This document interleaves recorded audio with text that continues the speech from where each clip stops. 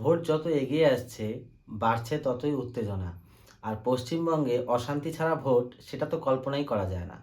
তো এই অশান্তির মাঝখানে বিজেপি থেকে টিএমসির একটি চার্জশিট বের করা হয়েছে। তো সেটা হচ্ছে ৪০ পাতার চার্জশিট। সমস্তটা তো ভিডিওতে দেখানো সম্ভব না। কিন্তু কিছু, কিছু পয়েন্ট এমন আছে যেটা আমার মনে হলো আপনাদের সাথে শেয়ার করা উচিত। ভোটের আগে এক দল আরেক দলকে গালাগালি করবেই। কিন্তু এই চার্জশিটের মধ্যে কিছু, কিছু পয়েন্ট এমন আছে যেটা হয়তো আমরা বাংলার মানুষরা প্রত্যক্ষ প্রমাণ।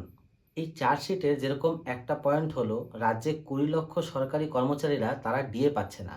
তো এটা তো আমরা বিভিন্ন নিউজেও দেখেছি এবং নিজের কানেও শুনেছি, খবরের কাগজেও দেখেছি যে এই ডিএর জন্য সুপ্রিম কোর্ট পর্যন্ত রাজ্য সরকার চলে গেছিল। যাতে পশ্চিমবঙ্গের যারা কর্মচারী আছে, সরকারি কর্মচারী তাদেরকে যেন ডিএ না দিতে হয়। সুপ্রিম কোর্ট থেকে সেই অর্ডার পাওয়ার পরে এখনও পর্যন্ত তারা কোনো ডিএ পায়নি।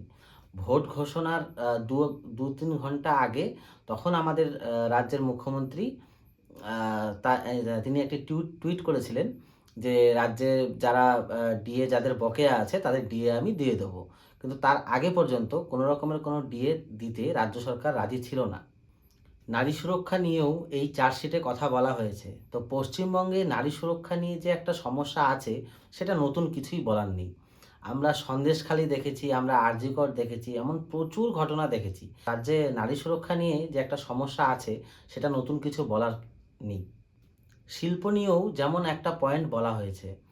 তো রাজ্যে মোট ৬,৬৮৮ টি সংস্থা রাজ্য ছেড়ে চলে গেছে। তো রাজ্যে যখন শিল্প থাকবে না, এইসব কারখানা যখন রাজ্য ছেড়ে চলে যাবে, তখন বেকার সমস্যা বাড়বে না কমবে? এটা তো স্বাভাবিক ব্যাপার। কেন কি সরকারের কাছে অত চাকরিই নেই যে সরকার প্রতি ঘরে, ঘরে চাকরি দিতে পারবে। এটা বাস্তব। সেজন্য দরকার শিল্প, সেইজন্য দরকার কারখানা, সেইজন্য দরকার ইন্ডাস্ট্রি। কিন্তু আমি যদি সেই জায়গাটাতে ফোকাস না করি, রাজ্য সরকার যদি সেই জায়গাতে ফোকাস না করে, তাহলে পরে বেকার সমস্যা তো দিনে, দিনে বেড়েই যাবে। আর সেটা যাচ্ছেও। এর প্রায় ৪০ লক্ষ যুবক রাজ্য ছাড়তে বাধ্য হয়েছে কর্মসংস্থানের জন্য। সেটা জানতে কোনো চার্জশিটের প্রয়োজন পড়ে না। কোনো বিরোধী দলের কোনো বক্তব্যের প্রয়োজন পড়ে না। আমরাও সেটা খুব ভালো করেই জানি। আপনিও দেখবেন আপনার বাড়ির আশেপাশে এমন অনেকেই থাকবে যারা হয়তো ভিন রাজ্যে গিয়ে কাজ করছে। কেন? কারণ বাংলাতে সে কাজ পাচ্ছে না। বাংলাতে যদি কাজ থাকে সেই কাজের মায়না নেই। আর যেই কাজের মায়না আছে সেখানে আপনি স্থান পাবেন না। সেখানে অলরেডি অনেক লোক লাইন লাগিয়ে মানে লাইন ধরে দাঁড়িয়ে আছে। আর সেটার মধ্যে থেকে কারোর কপালেও আ থাকলে পরে হয়ে যাচ্ছে। আর না হলে পরে কেউ ঘুষ দিয়ে ঠিক সেই কাজ আদায় করে নিচ্ছে।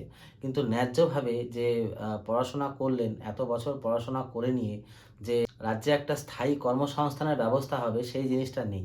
আর থাকবেই বা কি করে? এতগুলো ইন্ডাস্ট্রি যদি পশ্চিমবঙ্গ ছেড়ে চলে যায় তাহলে পরে শিক্ষিত যুবক-যুবতীরা যাবে কোথায়? তাদেরকে ভিন রাজ্যেই যেতে হবে। তো এটা তো কোনো ভাষণের বা কোনো ম্যানিফেস্টোর প্রয়োজন পড়ে না। সেটা আমরা বাংলার প্রত্যেকটা মানুষই জানি। শিক্ষক নিয়োগে দুর্নীতির জন্য ২৬,০০০ শিক্ষকের একবারে চাকরি চলে গেল। এমনকি তারা যতদিন কাজ করেছিল, ততদিনের যে মাইনে তাদেরকে সেটা সুদ সমেত ফেরত দিতে হলো। আজকে সেই ব্যাচে যতজন চাকরি পেয়েছিল, সবাই যে ঘুষ দিয়ে চাকরি পেয়েছে সে তো নয়। তাদের মধ্যে অনেকেই যোগ্য ছিল, অনেকেই পড়াশোনা করে খাটনি করে চাকরি জোগাড় করেছিল, আদায় করেছিল। কিন্তু এই কিছু, কিছু আ দুর্নীতিবাজ যারা হচ্ছে টাকা খাইয়ে, ঘুষ খাইয়ে সেই চাকরি আ পেয়েছিল, তাদের জন্য সেই যে যোগ্য ক্যান্ডিডেট যারা অ্যাকচুয়ালি ডিজার্ভ করতো সেই চাকরিটাকে, তাদেরকেও চাকরি থেকে হাতছাড়া হতে হলো। এখনকার দিনে চাকরিরও কোনো গ্যারান্টি নেই। যখন তখন চলে যেতে পারে। চিকিৎসা নিয়েও এখানে কথা হয়েছে যে জেলায়, জেলায় সুপার স্পেশালিটি হসপিটাল খুলে রাখা হয়েছে। কিন্তু সেখানে পর্যাপ্ত পরিমাণে ডাক্তার নেই, স্পেশালিস্ট নেই। যার জন্য মেশিনপত্র জং খাচ্ছে। দর্শক আমি এই টপিকে একটা ভিডিও আগেও বানিয়েছিলাম। আপনারা দেখে নেবেন।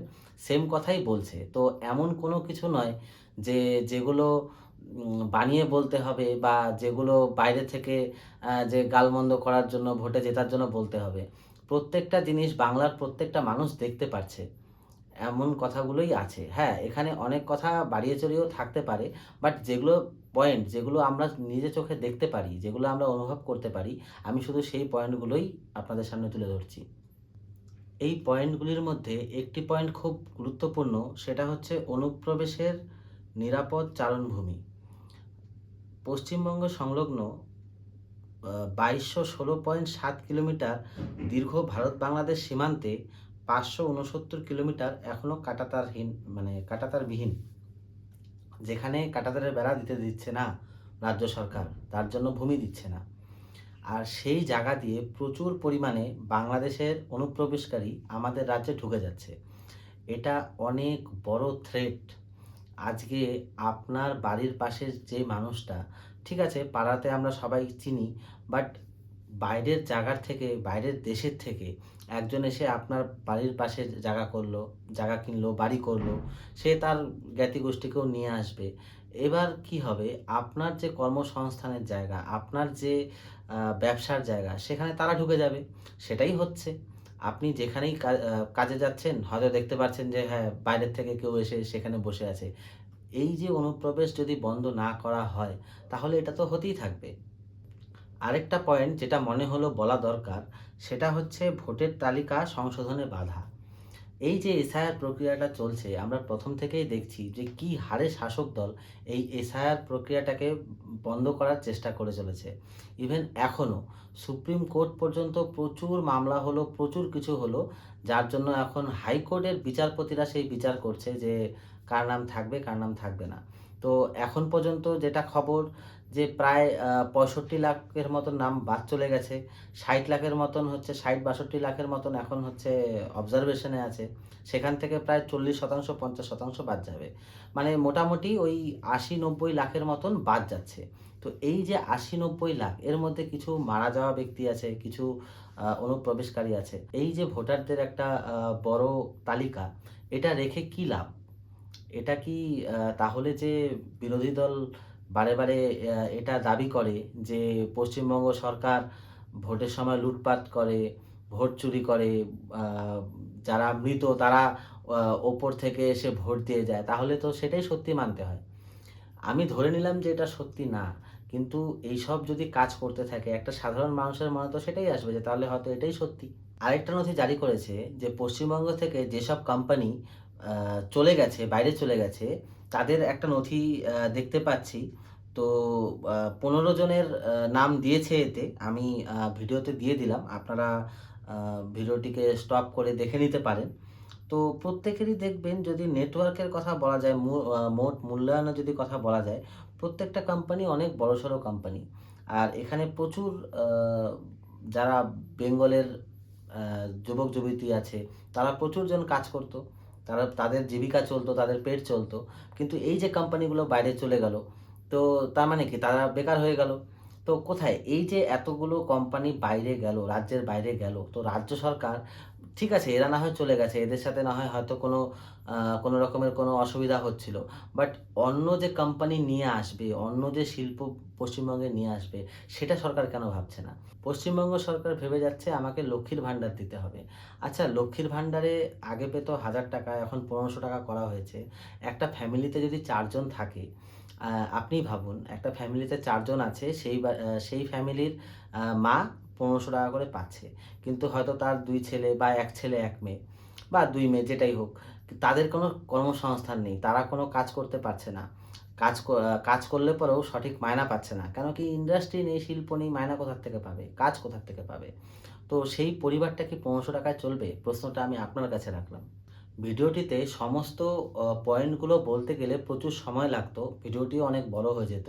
তাই আমি মেইন কিছু জিনিস যেটা আমরা বাংলার পাবলিক যারা আছি, সাধারণ মানুষ যারা আছি, তারা নোটিস করেইছি। এক না একবার কারোর কাছে হয়তো শুনেছি, না হলে খবরে দেখেছি। তো কিছু না কিছুভাবে কানে এসছে। তো কথাগুলো তো মিথ্যা নয়। বাকি জিনিস না হয় আমি ছেড়ে দিলাম। আর আমি আগেই বলে দেই, আমি এখানে কোনো রকমের কোনো দলকে প্রমোট করছি না বা কোনো দলকে খারাপও বলছি না। কিন্তু যেটা ঠিক সেটাকে ঠিক বলা উচিত, যেটা ভুল সেটাকে ভুল বলা উচিত। আর আপনার মূল্যবান বক্তব্য কমেন্টে জানান। চ্যানেলটিকে সাবস্ক্রাইব করুন। আসছি।